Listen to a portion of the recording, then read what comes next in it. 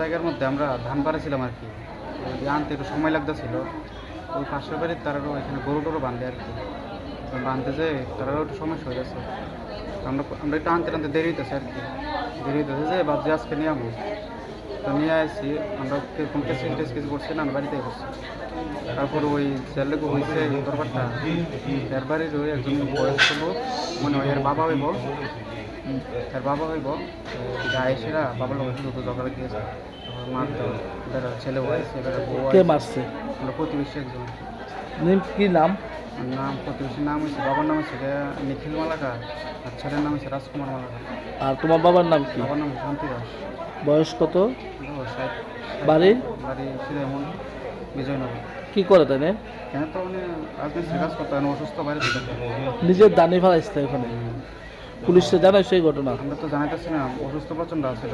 তো এখানে মনপুর হসপিটাল আইসি করে এখানে রেফার করছে, তো এখানে নিয়েছি। পুলিশ আইসিনি ঘটনা খবর পাই? এটা তো আমি করে সকাল থেকে বাইরে গেছিলাম।